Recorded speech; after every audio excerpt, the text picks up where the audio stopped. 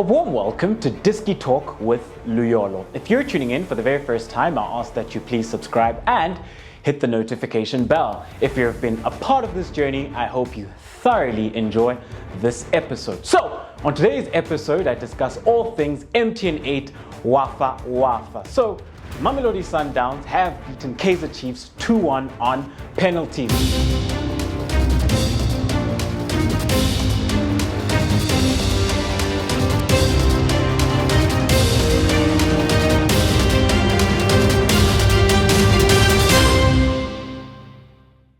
So this is a post-match analysis of how that game played out. So I will then start with Mamelodi Sundowns with regards to how they lined up for this encounter. So the red team will represent Mamelodi Sundowns. So they did start with their traditional 3-4-3. So in goals, they had Kennedy Mweene as the right-sided centre half. They had Rushin Duruk as the libero. They had Rivaldo Kutsia as the left-sided centre half. They had Musa Lebusa, who also wore the captain's armband. And then in the midfield, a new midfield pair of Hashim Domingo and Toby Mvala. And then as the right wing-back, they had Mudau. As the left wing-back, they had Laila K. And then up front, they had Shalulile, Zwane, and Obri Mudiba. So with regards then to this lineup, bit surprised with regards to the selection in goals. Yes, Onyango was not available for this one. However, I personally would have thought that Ricardo Goss would have gotten the nod ahead of Kennedy Mweene. However, the experienced man did start in goals. And then when we look at the back three, happy with that. And then when we go into midfield, this is where I had an issue. So I will start with the midfield pair. So I was happy with Hashim Domingo. I think he had a very good performance. And what I liked about Hashim Domingo is that he was also very involved from a defensive perspective. So we saw him getting stuck in. We saw him winning balls in midfield, which is something that we're not used to when it comes to Hashim Domingo's game. He's always been very good on the ball and offensively sound. However, the part of his game that has lacked is the defensive side, being able to combat in midfield and winning those balls back. And today, I really saw that from him. So I was very happy with his performance. And then with Mvala, so I will say that Mvala had a good performance, and he even got the assist for Tembazwane's goal. However, personally, I would have not started with him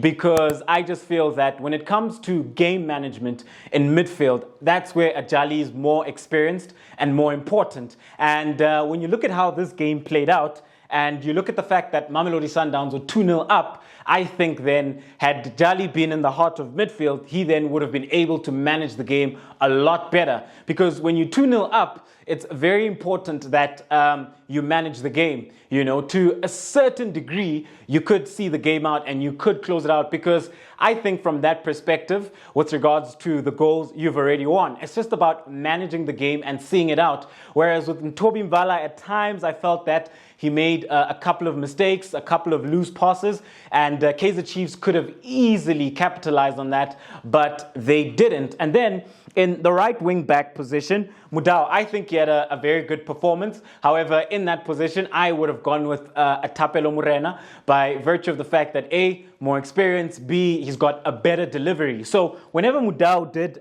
overlap and did find himself in a position to whip the ball in, his delivery wasn't always as impressive. However, I will say that he still had a good performance on the day. And then when we have a look at the other wing back, Laila K. Yeah, I think Laila K had a very, very good performance. And I say that because, firstly, what a beautiful assist. Secondly, you look at his shot that hit the top bar. I mean, this was a man who was having a great game, and I think what he brings to this Mamelodi Sundowns side from the left-hand side is such a complete footballer, so he can give you assists and he can get you the goals as well. I think he had a really, really good performance. And then when we look at the front three for Mamelodi Sundowns, Obri Mudiba, Zwane, and then Shalulile. So I'll start with Mudiba. So Mudiba, for me, he was a bit quiet in this game, in my opinion, and didn't really live up to the expectation. However, maybe as the season progresses, he will start to find his feet within that front three. However, the two players that I was most impressed by, the men who did get the goals, was Shalulile and Themba Zwane. So these two players were absolutely phenomenal today. So when you look at their energy and you look at how well they linked up together, you know, I was very impressed by Shalulile with regards to how he was able to occupy the right spaces and that goal that he scored with his head. I mean, you know, being able to get in between Cardoso and Matoho, you know, two players who are good in the air, and he was able to beat them and get that goal. Very impressed with how he finished as well, you know. And then when we look at Themba Zwane, yeah, I think he had a great game. You know, we saw glimpses and what Themba Zwane really is made of, you know, when he's the whole system, dictating terms and just running the show, pulling up in the half spaces, pulling up in zone 14, sometimes dropping deep into the central zone to play and just dictating terms for Sundowns. Popped up in that space and he got his goal, which I think was a really, really good finish. You know, players sometimes when they find themselves in that position, they tend to panic. However, Zwane was able to beautifully finish that and picked his spot, hit the post and went in. I thought that was a really, really good finish. However, let's then move on to Kaizer Chiefs and have a look at how they lined up. So Kaizer Chiefs then went with a 4-2-3-1, which sometimes transitioned into a 4-4-2 by virtue of the fact that Nukovic and Parker would be a lot more central up top. But when we have a look at it then, at the personnel, they had Kune in goals. At right back, Njabulo Blom. Two centre-backs, we had Matoa as the right-sided centre-half, Cardoso as the left-sided centre-half. At left back, you then had Santi. The two pivots in the middle, you had Nange, and you had Cole Alexander, and then you had Sikhota starting on the right-hand side.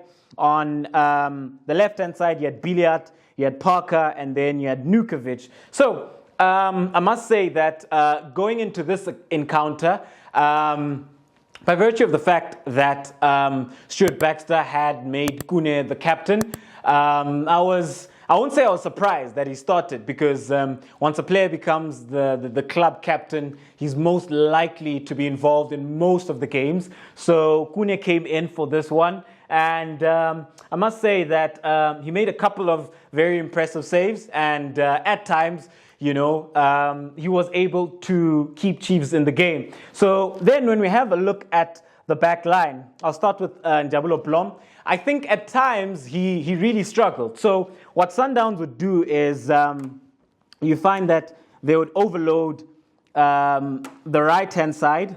And whenever they did overload the right-hand side and Njabulo Blom would be sucked in, they'd look to hit Lila K, and Lila K then would either deliver the ball into the box or he then would pop up in that area, and there's a time when he popped up in there, he hit the post. So I think at times he struggled defensively from that perspective. However, what I will say about him is that he managed to get that very, very important assist, which got Kaizer Chiefs back into the game, which was very important for Kaizer Chiefs. And Bernard Parker finished really well. And then when we look at the two centre halves, personally, I will say that I was a bit surprised that they both started. I would have thought that Ngobo would have started over Matoho, especially because Matoho, in my opinion, doesn't have the legs anymore, and Ngobo just reads the game better from a centre-half perspective.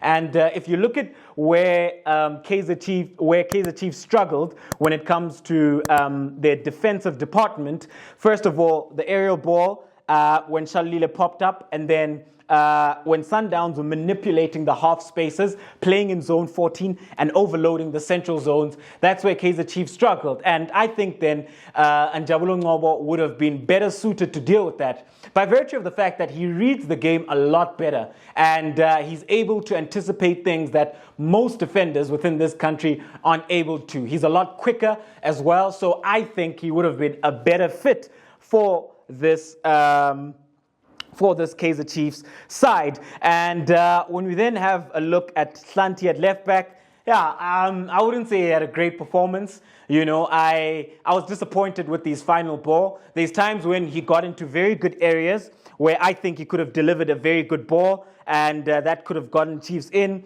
but he didn't. So I won't say that I was impressed by his performances, because I think he can do a lot better, especially when it comes to his final ball. Moving in then into midfield, I think this double pivot were very instrumental in keeping Chiefs in the game, especially when you consider how Sundowns were playing. And at times, Sundowns would overload the central areas, and you had Lila K keeping the width, you had Mudau keeping the width as well. And this is what Sundowns did very well. This is what they do. And then you'd have Zwane dropping in, Mudiba would drop in. Then you had Mvala, you had Hashim Domingo. Sometimes Rivaldo Kutsia would join. And then you had them overloading the central zone at sometimes 4 players, sometimes 5 players. So what these two did in today's game, what they were going to do and how they approached the game was always going to be very important with regards to making sure that they nullify Sundowns from the central zones and the half spaces perspective. And when you look at them, they really put in a very good shift today, I think. And as the season develops, I think that they'll become a very good double pivot in midfield. You know, I think they can really grow for Kaizer Chiefs and become a solid double pivot in that midfield. And then when we look at Parker, very surprised he started. I would have never started Parker. I would have gone with Njabulo Ngcobo. And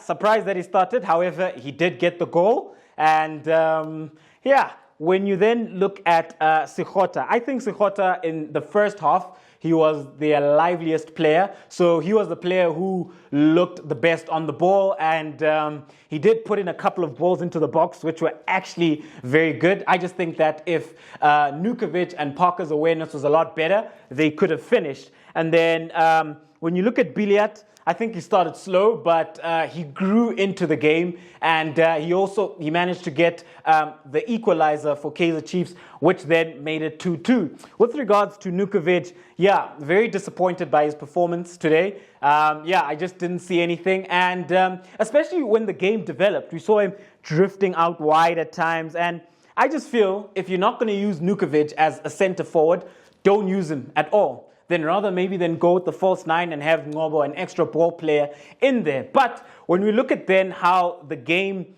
developed, so from a game management perspective, Sundowns were very poor. I mean, to forgo a 2-0 lead, that for me was, that was very, very poor by Sundowns, you know. They're not known for that. They're not known to concede so many goals. So I was very disappointed with their defending. And I must say that when you look at how the game transitioned second half, Sundowns, they started to lose.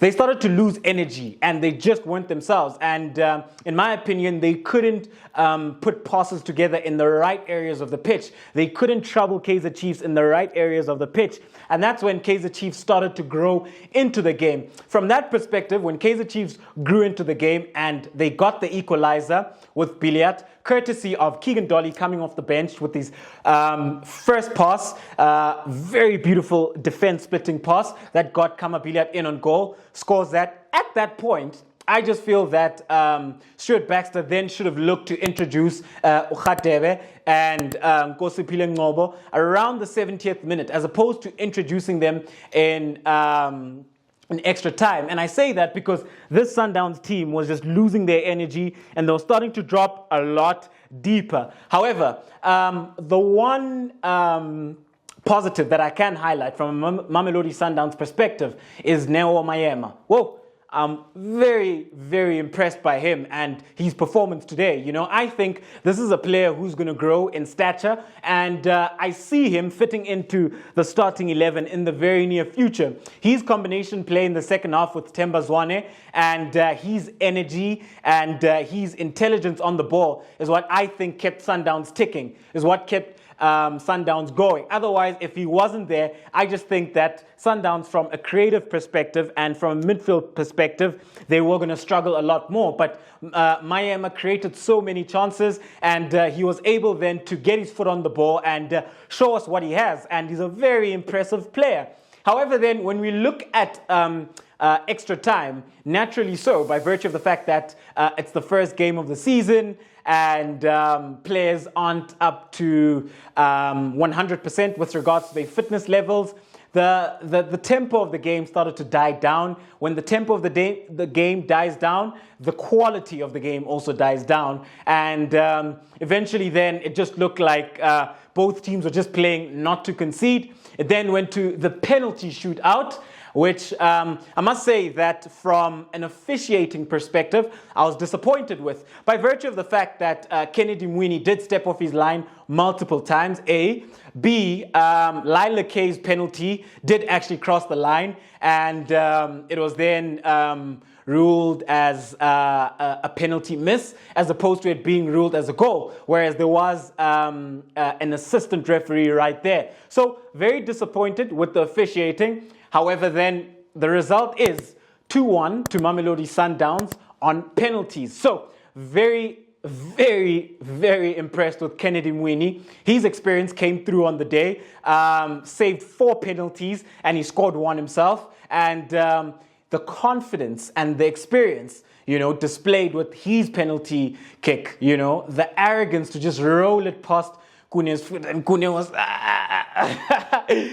was struggling to get to it. That for me just epitomizes how experienced the man is. However, Sundowns do then go through to the semifinals of the MTN 8, and Kennedy Mweene is the man of the match, and in my opinion, one of the best goalkeepers when it comes to penalties, by virtue of the fact that he saved 4 penalties.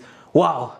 Ladies and gentlemen, that was really MTN 8 Wafa action-packed encounter between Mamelodi Sundowns and Kaizer Chiefs. So Sundowns do then progress to the semi-finals, and Kaizer Chiefs do bow out. Ladies and gentlemen, thank you very much for tuning in to yet another special episode of Diski Talk with Luyolo. And as always, I am your host with the most, and I go by the name of Luyolo, signing out.